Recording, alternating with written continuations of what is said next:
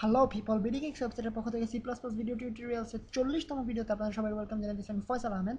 তো আজকের video টিউটোরিয়ালসের topic ডিকনস্ট্রাক্টর। আগে ভিডিও টিউটোরিয়ালে যেখানে আমরা ক্লাস ক্রিয়েট করা শিখেছিলাম, অর্থাৎ আলাদা ফাইলে কীভাবে আমরা ক্লাস ক্রিয়েট করতে পারি সেটা শিখেছিলাম। সেই টিউটোরিয়ালে একটা জিনিস আমরা আনমার্ক করেছিলাম, অর্থাৎ ক্লাস ক্রিয়েট করার সময় আমরা একটা জিনিস আনমার্ক করে দিয়েছিলাম যেটা নর্মালি মার্ক করা থাকে, সেটা হচ্ছে হ্যাজ এ ডিস্ট্রাক্টর।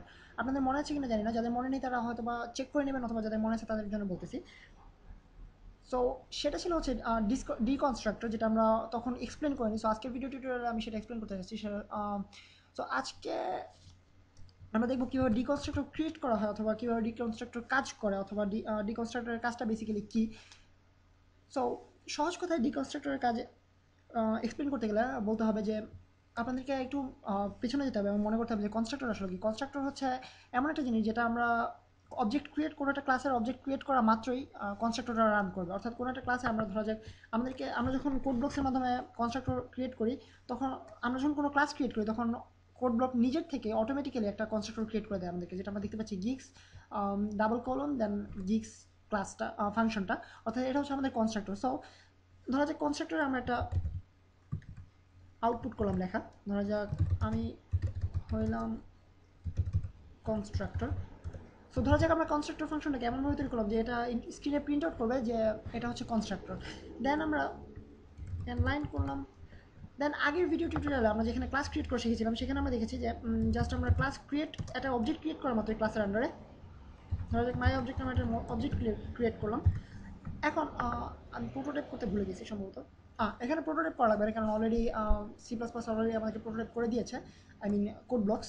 সো আমাদেরকে যেটা করতে হবে, আমরা জানি যে আগের ভিডিও টিউটোরিয়াল থেকে যে আমরা অবজেক্টটা ক্রিয়েট করা মাত্রই কনস্ট্রাক্টর ফাংশনটা রান করবে, অর্থাৎ স্ক্রিনে লেখা আসবে আমি হলাম কনস্ট্রাক্টর। আমরা রান করে দেখি যে কনস্ট্রাক্টর তার কথা বলে কিনা। আপনারা দেখতে পাচ্ছেন স্ক্রিনে চলে আসছে যে আমি হলাম কনস্ট্রাক্টর, অর্থাৎ আমরা বুঝতে পারতেছি যে আমরা অবজেক্ট ক্রিয়েট করা মাত্র কনস্ট্রাক্টরটা রান হয়েছে। সো এখন ধরা যাক ডিকনস্ট্রাক্টর আসলে কি। সো আপনি যেহেতু কনস্ট্রাক্টরের কনসেপ্টটা বুঝতে পেরেছেন, অর্থাৎ আপনাদেরকে ডিকনস্ট্রাক্টরটা বোঝা সহজ হবে, কেননা কনস্ট্রাক্টর হচ্ছে যেটা অবজেক্টটা ক্রিয়েট করা মাত্রই রান করে যে ফাংশনটা, এবং ডিকনস্ট্রাক্টর হচ্ছে যখন আমাদের ফাংশনটা শেষ হয়ে যায় অথবা প্রোগ্রামটা শেষ হয়ে যায়, যখন আর কোনো কিছু কাজ করে না। আই মিন কীভাবে এক্সপ্লেন করা যায়, আই মিন যখন সব শেষ হয়ে যায়, শেষ হওয়ার আগে যে জিনিসটা রান করবে সেটা হচ্ছে ডিকনস্ট্রাক্টর। আই মিন ধরা যাক আমরা একটা প্রোগ্রাম লিখলাম, আমরা মেইন ফাংশনের মাধ্যমে আমরা আউটপুট করলাম আমি হলাম মেইন ফাংশন।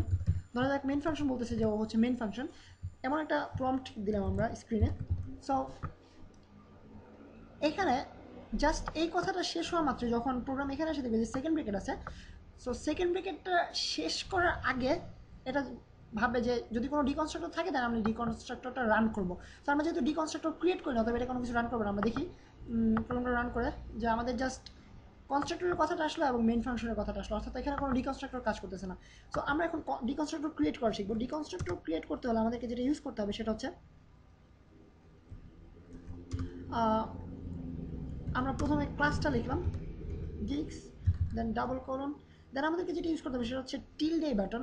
আপনারা কি জানেন কিনা এটার নাম ঠিক বলতে পারতেছি না, হয়তো অনেকে শুনে থাকবেন যেটাকে বলে টিলডে বাটন, অর্থাৎ বাঁকা করে একটা দাগ।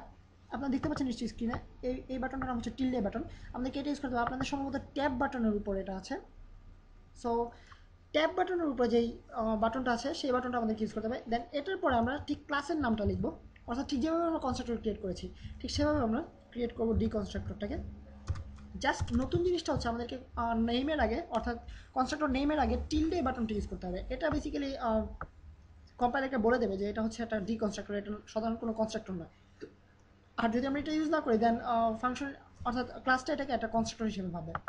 সো এখন আমরা এখানে একটা প্রম্পট দিই, খুব সহজে যেন আপনারা বুঝতে পারেন সেই জন্য।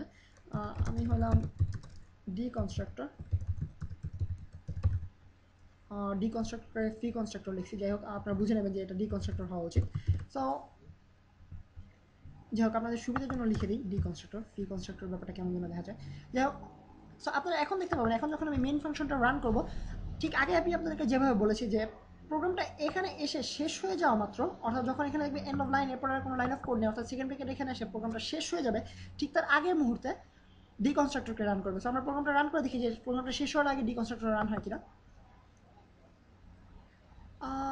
একটা ভুল হয়েছে, দেখা যাক কোথায় ভুলটা করছি আমরা।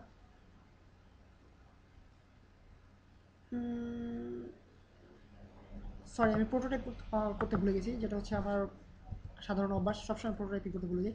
সো প্রোটোটাইপিংয়ের ক্ষেত্রে আমাদেরকে মনে রাখতে হবে যে এখানে আমাদেরকে কোনো গিক্স লিখে তারপর double colon mark operator use করতে হবে না, কারণ আমরা অলরেডি জাস্ট এখানে প্রোটোটাইপিং করতেছি। সো এটা অলরেডি গিক্স ক্লাসের আন্ডারে এটা আমরা বুঝিয়ে দিয়েছি।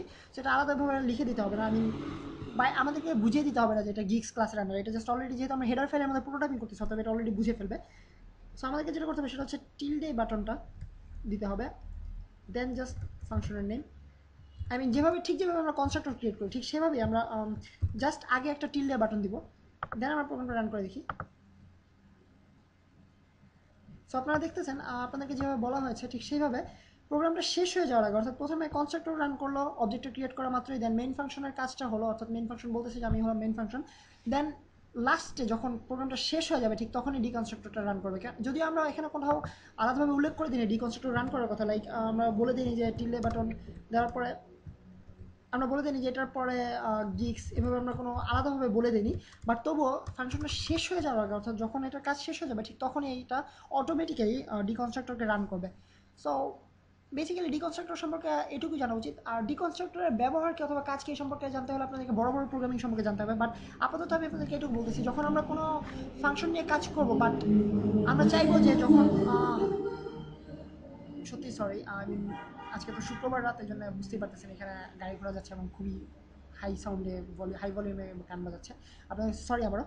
সো যেটা বলতেছিলাম, ডিকনস্ট্রাক্টর হচ্ছে বেসিক্যালি এটা ইউজ করা হয় যখন আমরা চাইবো যে ফাংশনটা শেষ হয়ে যাওয়া মাত্র, জাস্ট যখন শেষ হয়ে যাবে তখন আমরা যদি কোনো কিছুকে আউটপুট করতে চাই অথবা কোনো কিছু আমরা স্টোর করে রাখতে চাই, সেই ক্ষেত্রে আমরা ডিকনস্ট্রাক্টরকে ইউজ করবো। লাইক আমরা এখানে ডিকনস্ট্রাক্টরের ক্ষেত্রে শুধুমাত্র আউটপুট করবো সেটা না, আমরা অনেক কিছু স্টোর করে রাখতে পারি ইচ্ছা বলে, যে ফাংশনটা যখন শেষ হয়ে যাবে তখন যেন এটা স্টোর হয়ে থাকে। সো বেসিক্যালি এসব ক্ষেত্রে আমরা ডিকনস্ট্রাক্টর ইউজ করবো। তো আজকের মতো ডিকনস্ট্রাক্টর সম্পর্কে এবং সি++ ভিডিও টিউটোরিয়ালের পক্ষ থেকে এই পর্যন্তই, এবং আপনাদের সাথে নেক্সট ভিডিও টিউটোরিয়ালে দেখা হবে। আমি সাইন অফ করতেছি, ফয়সাল আহমেদ।